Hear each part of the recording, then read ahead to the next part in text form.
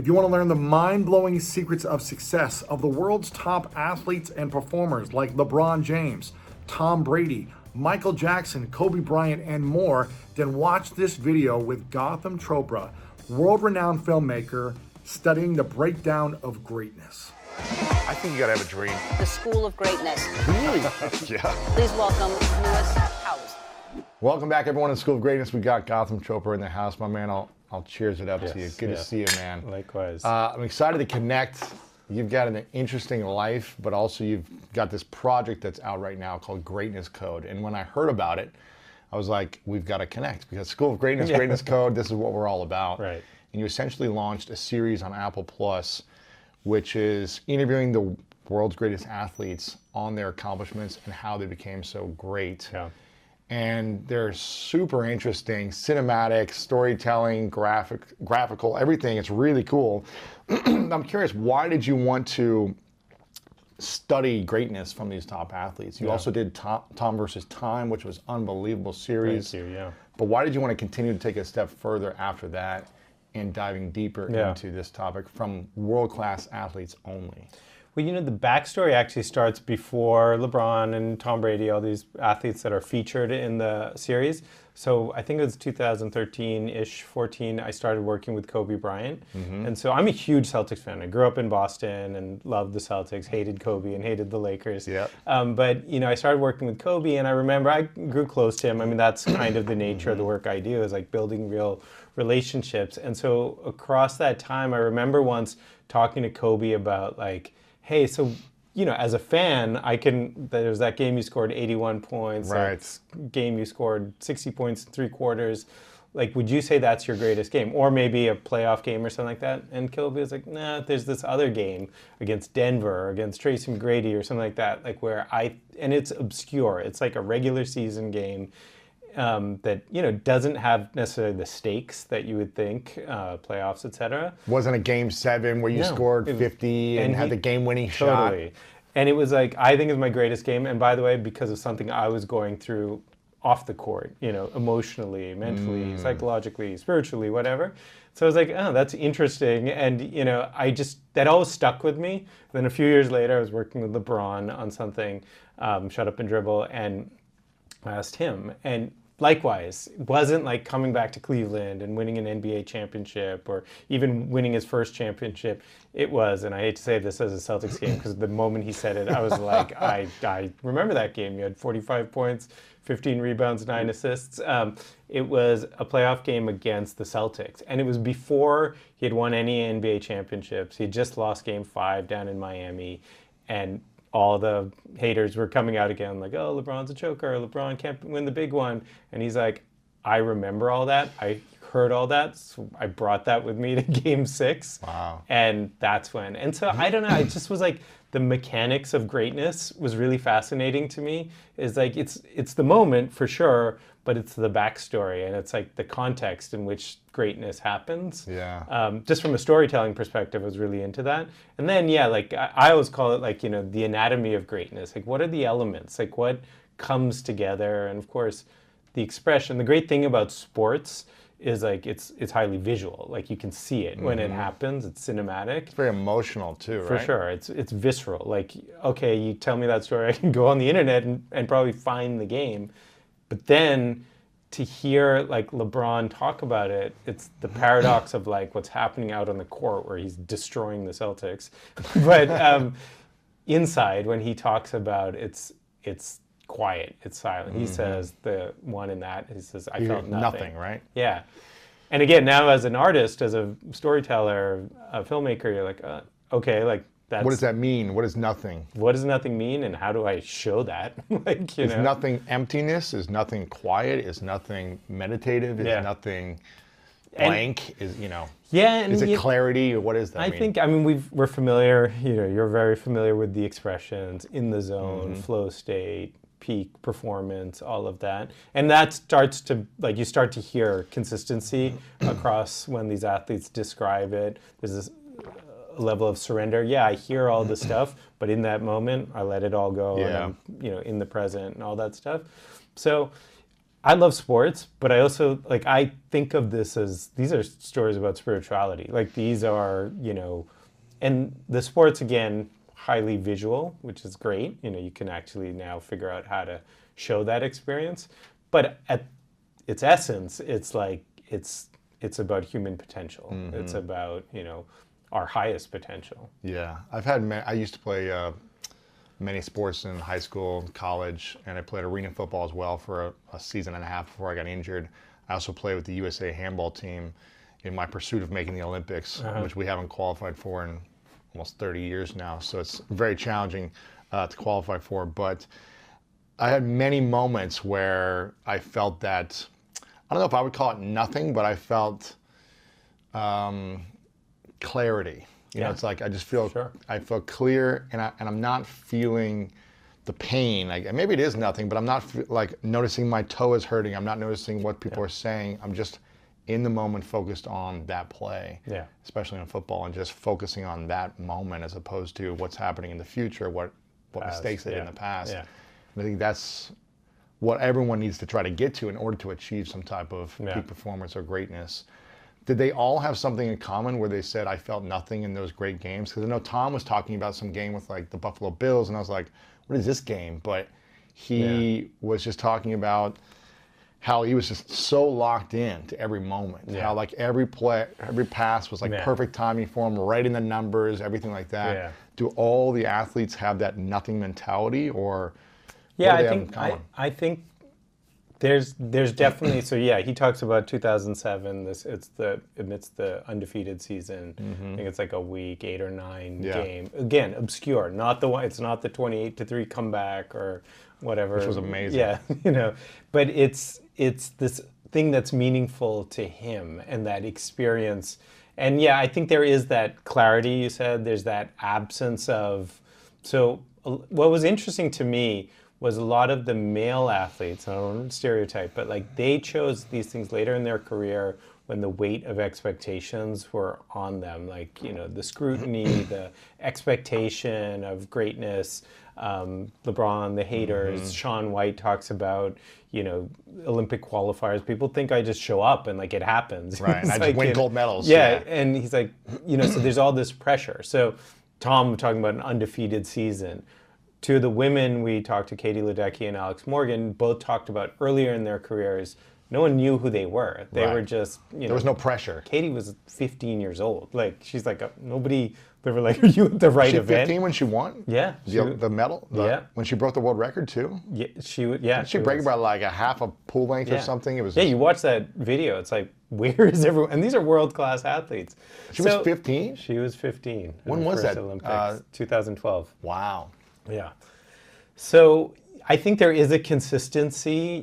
Sometimes the backstory is different. But so what were the women? What was their challenge? It wasn't about the pressure. What was it about? Like, almost like being liberated. Like no one has any expectations. I don't have to meet someone else's standards. I'm just present. The press doesn't know who I am. Yeah. Maybe it's my parents and my friends, but that's about it. I mean, Katie was like, I'm in London. How cool is this? Is awesome. She talked about, I don't know if it made it does. Like, she was like in the green room and she's like, I saw Michael Phelps, and she's like, my heart started, she's like, what do I say to him and stuff like that. She was hero worshiping someone else. Right. And so there was like a real sweetness. Even like, Alex Morgan, she wasn't even in the starting lineup. Like, it's not the Alex Morgan we all know now, the Olympic champion and all that sort of stuff. I mean, the World Cup champion. Nobody knew who she was. She's like half her teammates didn't even really know who she was or where she came from. And so, but I think you're right about the moment is like everything else fades away and it's just locked in. Tom, he talks a lot in that game and really across that season about Randy Moss, and he's like, it's how like they were this connected, mind meld, and that's super fun part of like the episode where he's talking about like routes that Randy's breaking off. Like it's not even like what's in the playbook. It's like Randy's making choices and Tom's like, I knew before he was going to do it, what he was going to do. Well, I think the common theme that I hear, and I'm hearing you say it, is the amount of preparation and hard work that goes in for decades for athletes to reach a peak potential. level and to reach greatness, it's like they have done so many reps on this. It's not just like there's a big game opportunity, I hope I'm ready. It's a preparedness, it's a confidence, where then you can eliminate distractions and stop worrying about messing up or anything. You're just going out to do what you've been doing for years, right? Tom, talked about, I remember, so you mentioned Tom versus Time. When we started Tom versus Time, it was literally 3 or 4 weeks was our first shoot day after the incredible 28-3 comeback. And I was on a practice field with him in Boston. And I was like, I'm a Patriots fan, so I was like, dude, are you serious? Like, you just won a Super Bowl a month ago. And he was like, yeah, a month ago. Like, I'm training in March and April pays off in January and February. And again, it's those reps. It's the sort of mad scientist in the laboratory tweaking so that in the moment you can just be instinctive. Like you're not thinking about, your hip or your arm movement or your whatever. It's like at that moment you're just reacting. Hey, it's Lewis here, and I would love to connect directly with you. Text me the word YouTube to my number 614-350-3960 to receive weekly inspirational messages from me. I think I've seen videos of Drew Brees like before a game all by himself on the field, practicing every rep, like at the goal line and anticipating and running around and scrambling and then practicing and seeing it ahead of time so that when it's there, you're just ready and prepared. I think if Conor Mcgregor has done a lot of that as well, where you see him actually doing the punch he wants to do in the fight and then knocking the guy out with that same punch.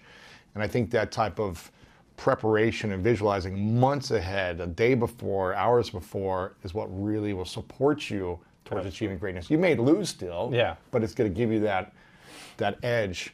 I'm curious, you talked about Kobe. I interviewed Kobe as well, and me and Tiffany got to go down to his office and spend a couple hours down there and really experience his, I really call it an energy, because he has an incredible energy about him, at least when I got to be with him.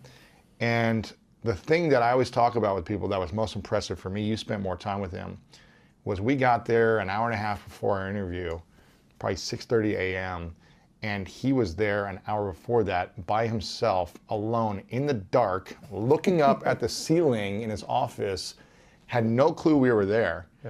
But just the fact that he was there, not working, but just dreaming and visualizing about the day, for me is one of the most impressive things I saw. And the assistant who let us in said he was at the gym at 4 a.m. with his daughter before this, and he's the first one in the office still, and this was after he won an Oscar. And I was like, this guy's a machine.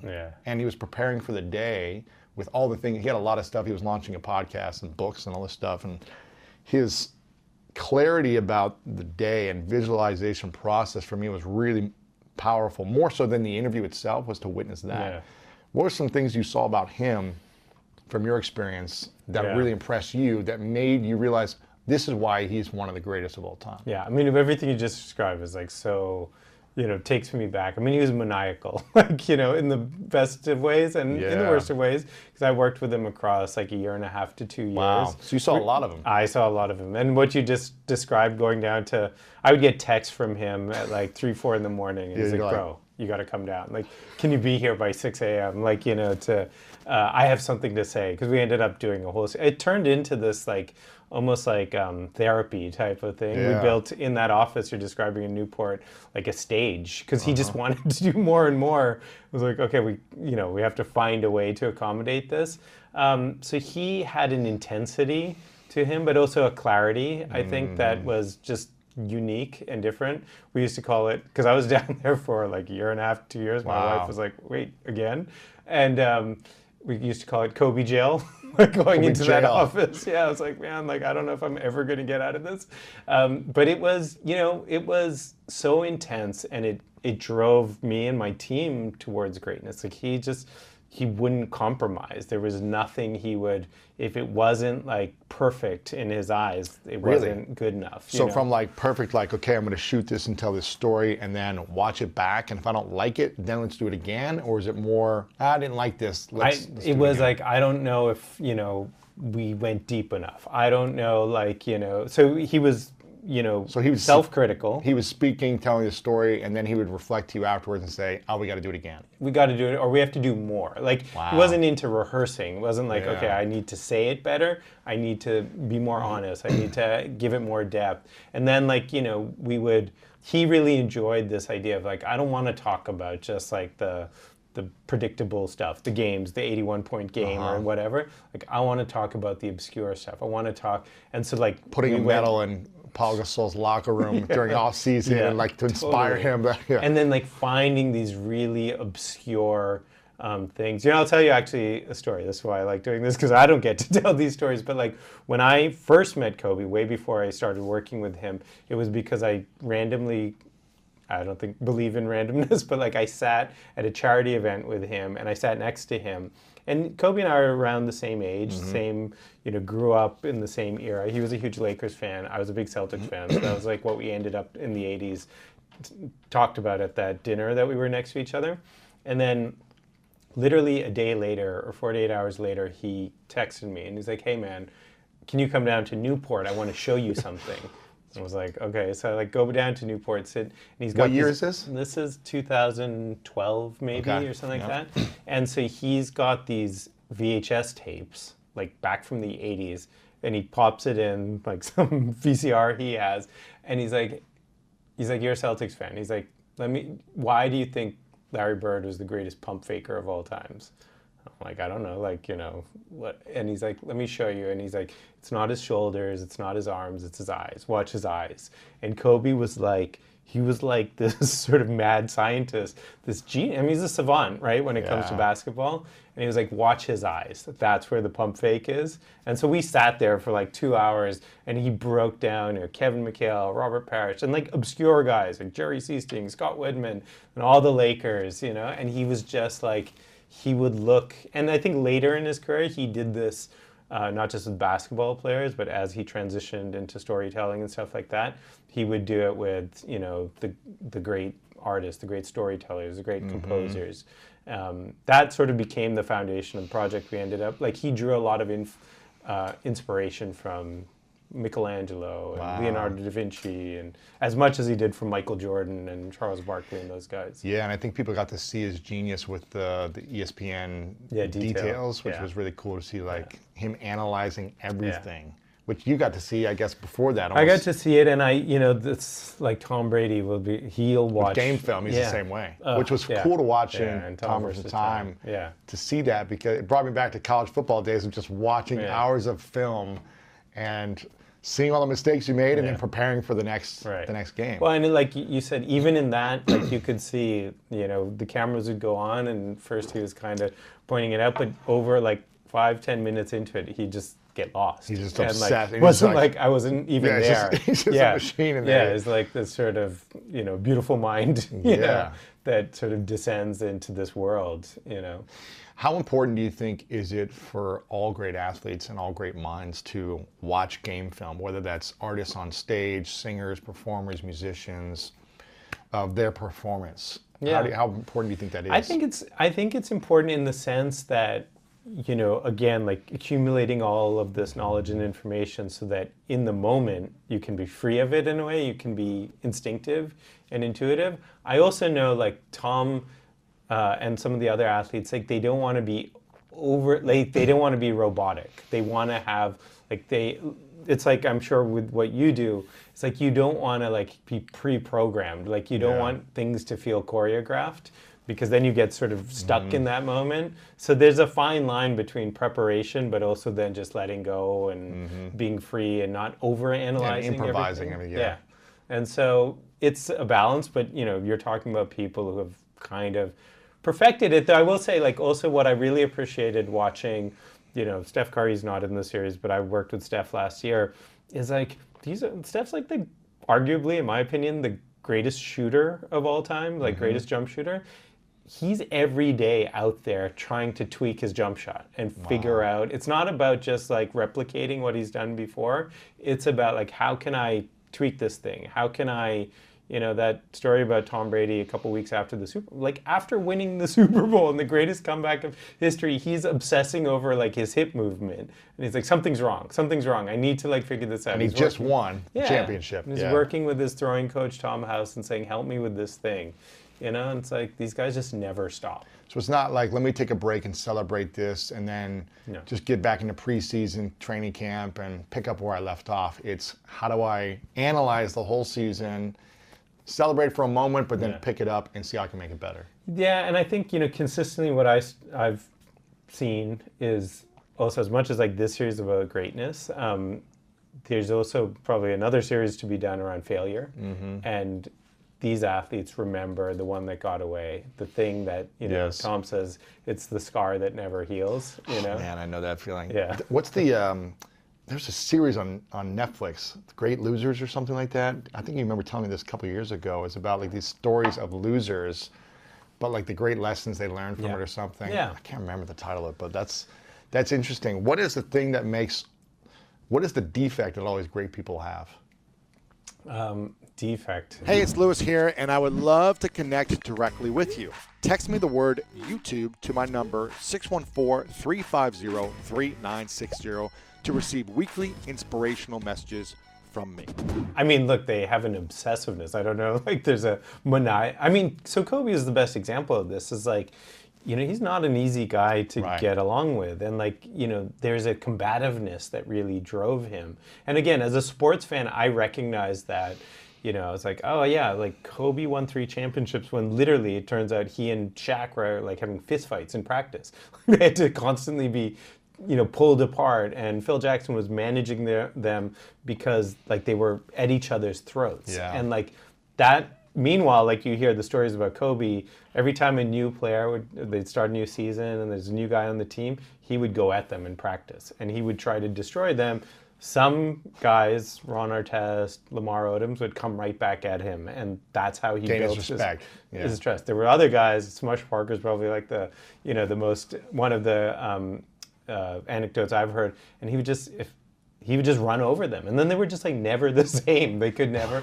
And I, so like, as not as a basketball player, but as like a collaborator, it's like, oh man, like I'm gonna have to fight with Kobe, like really? To get like he's gonna try to intimidate and sort of like you got to prove yourself. Did he push back a lot on you, or? Oh yeah, like every day it was like really sort of fight, but in a enriching way. I mean, it was exhausting, but it was also exhilarating, right? And that was just his nature. It's how, I don't know that it's called a defect, but it's like that was his style, and it was tiring, but it was also like how he pushed you, is how he pushed himself.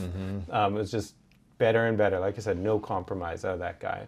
So, I think that's, LeBron, very different personality, Tom, very different personality.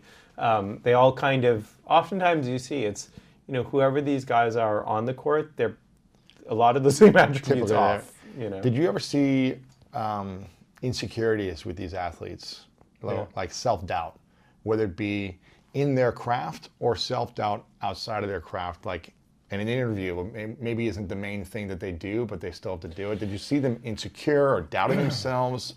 I think that yes. I mean, also look, it's sports, so actually more often than not you fail. Like the best baseball players are striking out, right, or not getting hit over 70% of the time, right? So it's their ability to deal with that and fail and turn it around. So legendary stories: Kobe Bryant shooting 4 air balls in a playoff game. Well, what does he do that night? He flies back and he goes to the Palisades High School gym and he shoots all night long. I remember, like, again with Kobe, like he and I were watching a Brooklyn Nets game, and one of the players like 0 for 9 in the first half, and then the second half he took no shots. He was 0 for 9 at the end of the game. And I said to Kobe, like, oh, that's kind of weird. Like, he didn't, and Kobe's like, yeah, he outplayed himself. He's like, dude, I would be 0 for 49 before I stopped shooting. Keep shooting. Yeah, he's like, it's, yes, is it failure? For sure. But it's your ability to rebound from failure and come back. And so I think, like, is there vulnerability? Is there failure? For sure. It's that ability to, like, use it and channel it into success that is unique. Yeah. You also spent a lot of time with other great individuals, not athletes, Michael Jackson being one of them. And you said you met him when you were 15, and then you're pretty close with him for 2 decades. Is that right? I talked to Michael a couple weeks or days before he passed away. Really? Yeah. Yeah, it was now look, I look back on it, and especially with all that we know about Michael, and it's been documented about him. And I mean, there were definitely things that I saw that I was like, oh, that's interesting. I mean, my experience with him was he was a genius. He was one of the most gifted artists in the history of human civilizations. And actually now when I read, well, we all read about, Vincent van Gogh, or Picasso or Mozart, they were crazy geniuses. They were disturbed in many ways. Yes. And I think Michael was that. I mean, I can say that honestly as somebody who loved and respected him, but also had a dark side for sure. And, in my experience, he was amazing. He was great. He was, had nothing but sort of integrity just in my interaction with him. But, I mean, I've heard the stories, and I don't doubt them, and sadly, but I think he was a tortured artist, in many ways, and his work speaks for itself. But it's interesting too. I would say my experience with Michael is in some ways, I think, what has given a lot of the other luminaries, athletes in particular, that have comfort. Like Kobe used to always say, is like, man, if Michael Jackson could trust you, I guess you're pretty good. And I found even when Steph Curry, he's way younger than me, but Steph was always fascinated and curious. It's would ask me these stories about, Michael and what he was like. And I think genius, recognizes genius. Wow. So yeah, pretty interesting. I don't know that I fully unpacked and really decoded my relationship with, but I was up at Neverland a lot. Really? I took members of my family up there. What would you guys? Was it just hanging out, partying? What was? I mean, Michael's form of partying. I mean, so when I was 18 years old, I think Michael asked if I wanted to go on tour with him. What? He was going on tour in Europe. And so my junior, I think I was 17 actually, my junior year of high school, my summer job. So I did go the first few weeks. Really? And I just what was that on the road. It was insane. It was 7 weeks on the road in Europe at, and he would just pack every stadium. But I will say 1 or 2 weeks into it, it was amazing. You would go and Michael would do these huge performances. And then at night, he would just sit up in his... out. Yeah, but he was not, his band was going out and partying and having a good time. Michael was sitting up. I mean, he's the biggest superstar, but also the biggest celebrity on the planet. Yes, he couldn't go anywhere. So he would sit up in his, suite and drink orange juice and watch My Fair Lady. And I was and I was 17. I was okay, this is cool, but can I go hang out with the guys going to the club? And so I told Mike, I'm what can I do? And they just created a job for me on the tour. So the first 2 weeks were just hanging out with Michael, doing all this stuff, and then the next 5 weeks were I was working, which was amazing, and was truly memorable. And I do remember at that time, now when I think back, I'm oh yeah, it was strange. And Michael was Edward Scissorhands. He was trapped by his fame. Yeah. And he had a very small circle of people that he trusted and that he felt safe around and stuff like that. So you can see the origins of just how the struggles. And and it was a different time. It was pre-social media. Right. So you didn't even have that way to engage with people. He was truly isolated. What were some of the conversations you remember that fascinated you? I mean, is it just a few people up in his suite? He's having some orange crush and a pizza, and you're watching Disney movies, and what do you? I mean, so there was this childlike quality, to him. He was trapped. He was a 15-year-old boy that was trapped. He had never really matured from that time. So, and I knew Michael across a long period of time. I knew when he got married to Lisa Marie Presley, and there was a lot of things that Michael would talk about as an adult that I was and by that time I was in college, or I think even later, I was into my early 20s, etc. And I was Michael's still talking like he's 15 years old, like, about things that you experience when you're that, like, I've been able to be out in the world and mature and have girlfriends and stuff like that and learn along the way. Right. And he's still figuring it out. There. And it's just like, but that's, that was his experience. And then he would just like, he went through this Nation of Islam phase, and I would like go meet and he'd like have all these guys. And he was always like dabbling with like, Islam and Buddhism and Kabbalah and like just stuff like that. But he interacted with it in a very sort of different way. Like he didn't go to the temple and sort of interact with normal, Jewish people. It was like, it was very sort of strange. Hey, it's Lewis here, and I would love to connect directly with you. Text me the word YouTube to my number 614-350-3960 to receive weekly inspirational messages from me. Do you think all these great individuals have never fully healed from some type of psychological, physical, sexual, emotional trauma of the past, and it's what drives them to be this creative, crazy, artistic maniac? Or do you feel like there are any athletes or world-class entertainers that you spent time with who are truly healed from their past and are just doing it because they love the game and they love the craft, and it's not this like crazy, painful thing that they need to get out or express in the world and prove something? Yeah, I think sports are unique because a lot of them are team sports, right? So no matter what kind of trauma or isolation you have in your past, part of being successful, at least in a team, is like connecting with other people. And that's in its own way restorative and healing. So, LeBron James comes from a difficult background, single parent home, Akron, like just all sorts of stuff, like growing up in the inner city and all of that. But like gradually over time, it's really started in high school. And the guy was like already having success. And to this day, he's surrounded by those same guys, like Maverick Carter and, some of the guys in his inner circle. And so I think there's something healing about that. I think that's also a product of the times in some ways. It's hard to be isolated, like even fame isn't as isolating as it is because of social media and stuff. I think when you start going back, Michael's time, and then of course all the stuff we read about, like, like I said, the Michelangelos and just these iconic artists, and I think it's a very different thing. I've been fortunate because I've kind of grown up around it. Like my dad is like in spiritual healing. Yeah. And he's famous. And I grew up around that fame, and so to me it was like I got to see an inside.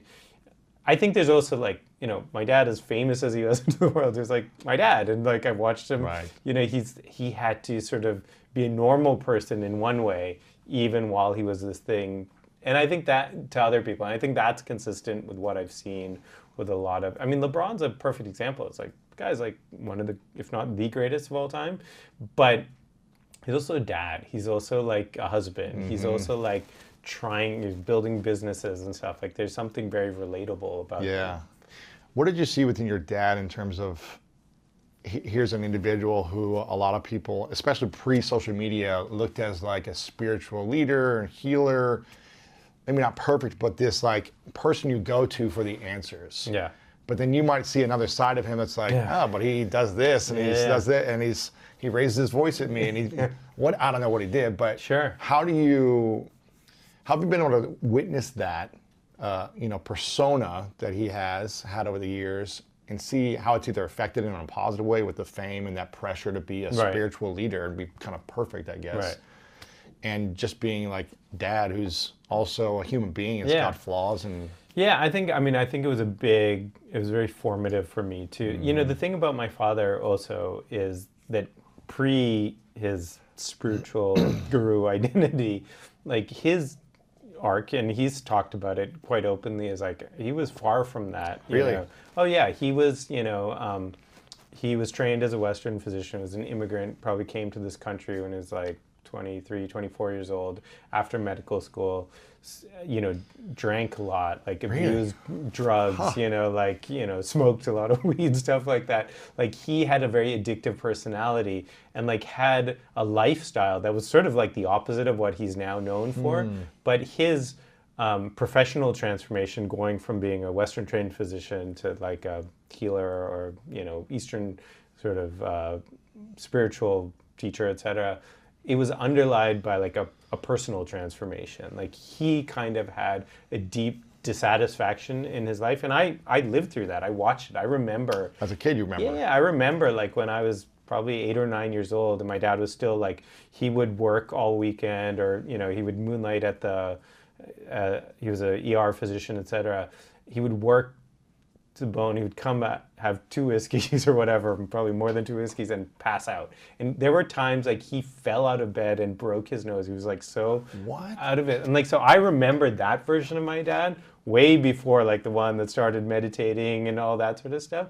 So I think there's like a real transformation so I remember that. I did a documentary a couple of years ago like called Decoding Deepak, was basically, okay, here's who he is to the world, and he's like this spiritual guru, etc. Here's who he is to me, and here's the story that sort of underlies this. And I think that makes it a lot more, actually everything that he is, this idea of spirituality or perfection or whatever, to me, is a lot more admirable when like, oh, there's a real human being that's, struggled with things. And again, same thing with athletes. It's, like this person who you've seen as this moment of greatness, it's actually like they're a human being who's struggling with all these things.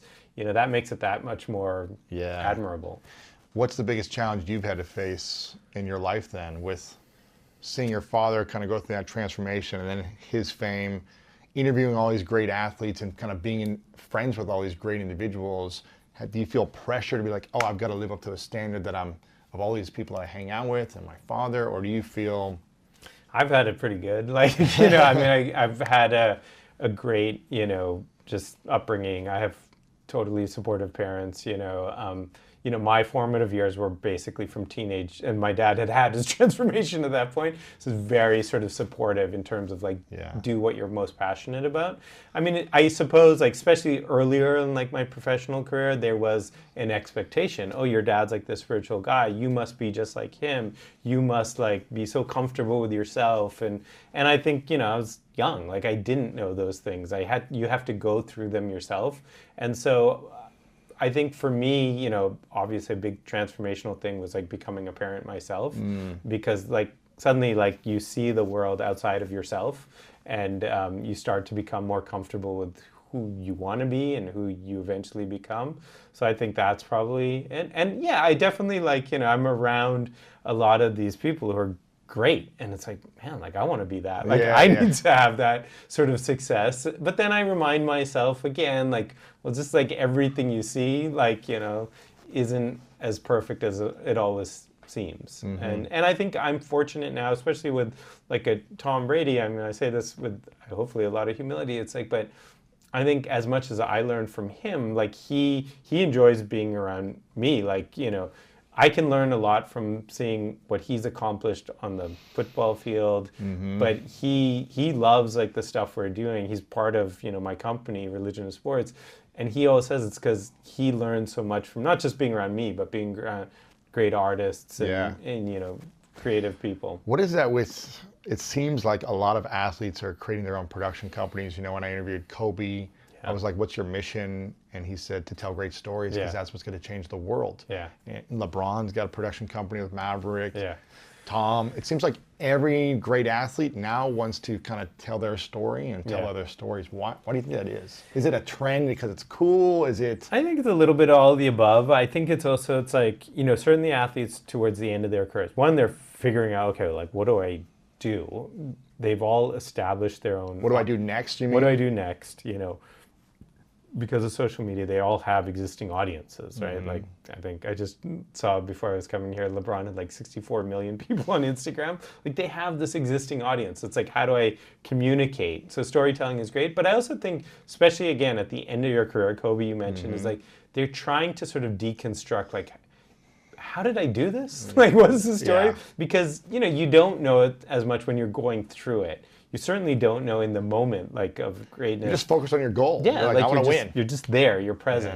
So it's a lot of it's like reflecting, and it's also what can I take from this incredible run, all this success, and apply it to the rest of my life? How do I take the wisdom of sports and greatness and apply it to now the next stage? I mean, what you realize, like, when you're working with great athletes. I think when I was working with Kobe, and this is like 34. The guy was like 35 years old. You know, when we started this thing, it's like he's a young man. It's only in sports, like when you talk about 35, it's like, oh my God, like he's so old. Like, Right. how does he do that?